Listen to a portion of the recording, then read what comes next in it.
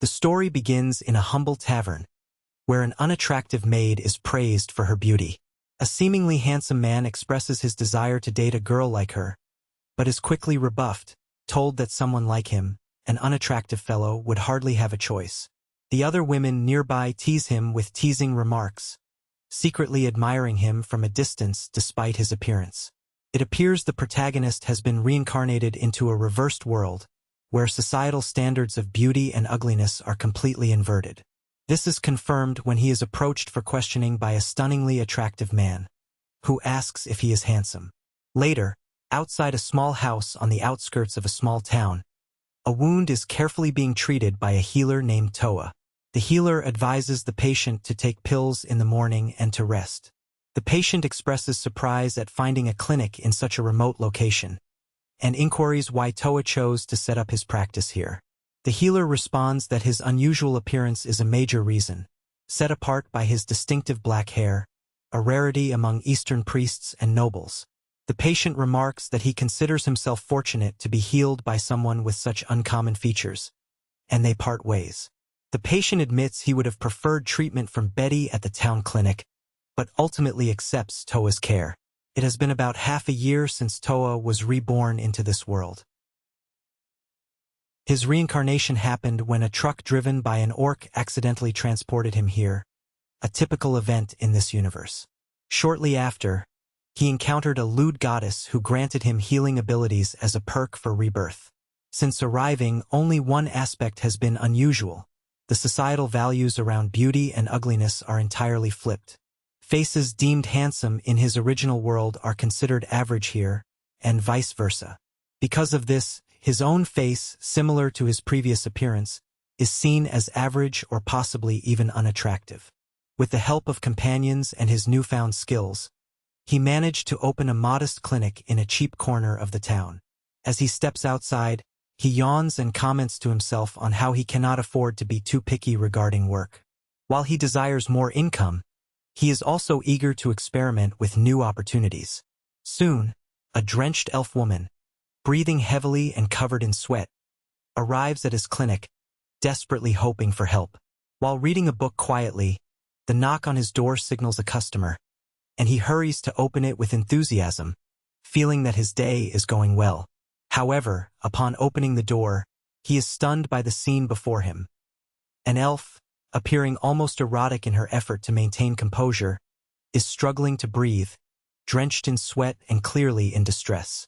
She seeks assistance and healing, desperately hoping to be cured. The main character attempts to help, but when he touches her shoulders, she immediately becomes heated and loses control. She climbs onto him, saliva dripping from her mouth, and presses her lips to his. As she begins to lick, she suddenly shifts into a cowgirl position, riding atop him swiftly. The MC finds this suddenness strange and senses that something is amiss with the situation. Trying to make sense of what's happening, he then notices a cursed mark etched on her body. His mind drifts momentarily to another concern but quickly focuses again on the cursed crest. It appears this crest has triggered a lust-inducing effect, which he promptly counters with his magic to dispel. With her falling into sleep, he contemplates investigating the mysterious labyrinth trap that caused all this trouble. If he were caught in such a trap, the outcome would be disastrous, to say the least. He moves to check on the elf, silently hoping she won't be angry at him for seeing her in such a state. Despite the awkwardness, he silently admires her form, recognizing the beauty of a true woman's body. This thought stirs a forbidden excitement within him, but he steels himself to maintain composure and conduct a health assessment. Inside the room, the elf remains in shock over her own actions, embarrassed by her erotic and unruly behavior. She feels troubled, considering her status as a woman, her assault on him, to be shameful. If she were to be punished, she believes it would be justified, even if it meant her death. Suddenly, a knock sounds, and the MC approaches to check her condition. He is taken aback when she bows deeply, tears in her eyes, and offers her humblest apologies. She pleads for forgiveness, expressing a desire to carry the blame herself and to be punished alone. She then reveals her identity as the leader of the Silver Wings Adventurer Party. She offers to compensate him or fulfill any request, begging that her comrades remain uninvolved in this affair. The MC reassures her that there's no need for apologies. Everything is fine, and he bears her no ill will. Her cautiousness and anxiety deepen. He raises her chin, recalling rumors about the Silver Wings adventurers, said to possess extraordinary strength. She clarifies that their monstrosity is only in their appearance. This leads the MC to realize that in this world, elves can appear as monstrous as orcs, often mistaken for creatures of darkness. She fervently asks that her team remain uninvolved and she alone accept any consequences or punishment. The MC insists she shouldn't bear all responsibility, especially since she was cursed initially. He then adds that he finds her charming, an elf named Sylvie Sand, and doesn't mind what happened earlier. Her face turns red from embarrassment and confusion. It becomes clear that the MC's concern has been purely about her well-being, not judging her actions, leaving Sylvie utterly stunned. She questions whether he truly saw her in such an intimate state and is surprised to learn that he found her attractive and was simply acting as her healer. Hearing this, she blushes further, bewildered by his kindness. The MC chuckles softly, acknowledging the awkwardness but emphasizing that his intentions were purely professional. He believed he should be grateful for what had happened to him and insisted that the other person was responsible for paying. His words caused her to blush and she quickly rushed outside, shouting her thanks. However, the master of ceremonies noticed she had forgotten her clothes, prompting her to stop in her tracks and hurriedly return, handing over the payment as well. As she disappeared in a flash, the master was left puzzled by the sizable amount she had given, questioning what he should do with such a sum. Soon after, Sylvie San caught her breath and tried to recall the master's words. The compliment she received seemed almost like a lie to her. Yet, despite her doubts, her maiden heart was stirred by his soothing words. A brief glimpse revealed the difficult treatment Sylvie had endured before meeting the master. It appeared she had been rejected by numerous healers and clinics, and worse, she was harshly judged for her perceived ugliness. Her wounds were linked to cursed crests, but she knew an easy remedy existed. Still, those who rejected her refused treatment solely based on her appearance. Outcasts among others, they feared contagion from any physical contact. At Silverwing's adventurer base, Sylvie paced nervously, overwhelmed by guilt for having assaulted someone. Reflecting quietly, she realized she had overstepped herself with such a reckless act. Despite blaming her cursed crest, she couldn't believe an unattractive woman could behave so outrageously. Her greatest concern was that if the master reported her, she would be deemed guilty without question. Her appearance inevitably painted her as the culprit, regardless of the circumstances. This dilemma fueled her desire to grow stronger, yet recalling the master's kind words offered some reassurance. She wondered whether his compliments reflected genuine affection. To bolster her confidence, she envisioned him as a considerate and kind individual. Suddenly, a woman burst into the room. It was her teammate, Iris San. Surprised, she inquired about Sylvie's condition and was amazed to hear she had found a healer willing to assist. Iris San embraced Sylvie tightly, tears streaming down her face with relief over her recovery. Their warmth brought comfort as they discussed how Sylvie had managed to cure herself. She revealed that she had attacked a male healer, an incident that caused concern among her companions. Though Iris questioned whether the healer was malicious or planning mischief, Sylvie disagreed, insisting she had been treated fairly and wasn't blameworthy. However, Iris warned that the healer might exploit the incident to blackmail her for money. Sylvie tried to justify her actions by recalling the master's praise, but Iris dismissed her reasoning, suspecting she had been duped multiple times before. She urged Sylvie to recognize the danger and not be deceived again. Despite his awareness of the situation, the protagonist appeared unexpectedly sympathetic towards her. Hearing this, Iris calmed down and became eager to meet the healer responsible for curing Sylvie San. Still harboring skepticism, she doubted the intentions of the person who cursed Sylvie San, believing that anyone showing kindness might have hidden motives. Additionally, her guildmate was already smitten by him, deepening her doubts. Facing this, she decided she had no choice but to verify the truth herself, instructing Sylvie San to apologize and visit the healer the very next day. When morning arrived, the door swung open just as the protagonist was preparing for the day. Seeing their arrival, he was pleased. Despite his warm and welcoming manner, the visitors hesitated slightly. She immediately bowed in apology for their leader's outrageous behavior, seeking to make amends. The protagonist, however, seemed unaffected by the gesture, sensing that the incident was beyond anyone's control. Although he offered calming words, she persisted in apologizing for the embarrassing scene caused the day before, hesitant to overlook such a fault. He found her sincerity difficult to handle, given her upright nature. Instead of dwelling on the apology, he shifted the conversation towards returning something to her. Confused, they watched as he handed back her money, which left Sylvie San anxious, considering it a form of apology. The protagonist expressed surprise that she had handed over such a substantial amount the day before, recalling that he was only fined a single gold coin, as the incident was unintentional and mainly covered by treatment fees.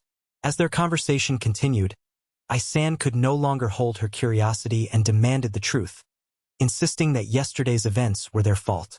She accused him of trying to deceive them and claimed she wouldn't fall for any such tricks. To her, any man approaching them with a smile was surely hiding ulterior motives. The protagonist wondered silently what made her so anxious, but as he observed her, he realized that in his previous world, friendliness from women often aroused suspicion. He pondered how to clear up this misunderstanding. Suddenly, Iris-san produced a magic stone of truth, capable of revealing lies and exposing falsehoods. Hesitating briefly, he decided to act simpler, grasping the stone firmly and rushing toward her, which confused everyone. He declared he had no intention of deceiving them and insisted that they were both beautiful. She examined the stone closely, but it remained unresponsive. In a surprising confession, he revealed a secret. He had secretly fathered children 3 times, claiming he acted out of excitement in highly stimulating situations. To his astonishment, the stone suddenly emitted a bright glow, indicating it had picked up on his words. He then corrected his words and ended up releasing 5 times. Sylvie and I could only watch in shock at what they had just heard. Soon after, tensions eased as everyone apologized and regained their composure. They expressed regret for doubting the protagonist, explaining that many had tricked them in the past. The protagonist also apologized for some strange comments he made. Curious, they asked if what he had said earlier was true, especially whether their faces were truly beautiful. She then questioned if he became excited when she assaulted him, causing him to climax 5 times. A quiet, composed confession from him followed, where they labeled him a pervert and asked to borrow a room to discuss things privately. However, it appeared Iris-san had other plans, eager to approach the protagonist once more, with Sylvie looking confused. Her guild companions seemed intent on repeating the interaction, seemingly planning to push things further. They aimed to test whether he truly was attracted to their unconventional appearances, reflecting the inverted beauty standards of their world. Sylvie suddenly pointed out that she shouldn't make excuses and clearly accused her of having ulterior motives. As her desire surged, evidenced by the overflowing evidence of her passion, Sylvie remarked that her love juice was more abundant than usual, especially when she bore the cursed crests. Iris-san quickly insisted she had no ulterior motives and that her reactions were purely instinctual, but her true feelings evidently leaked out from beneath her.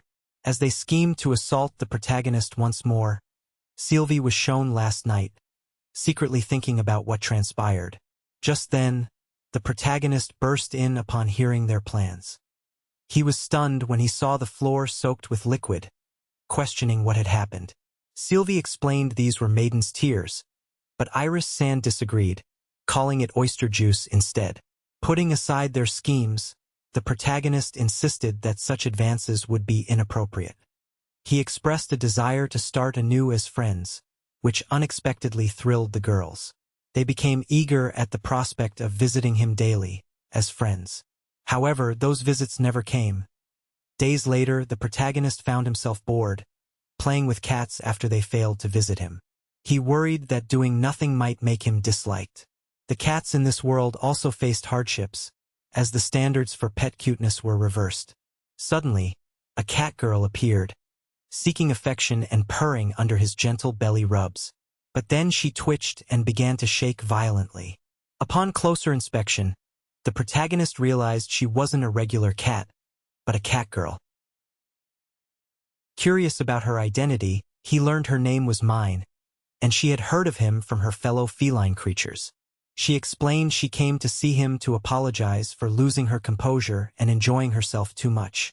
As they settled nearby, it became apparent that Mina-san had some urgent business with him. She sought his help to treat a close comrade who was suffering severely. The afflicted individual was convulsing with a high fever, and sweat was pouring out uncontrollably. Her words briefly confused him, but he didn't hesitate to agree and immediately set to work, eager to aid her as quickly as possible.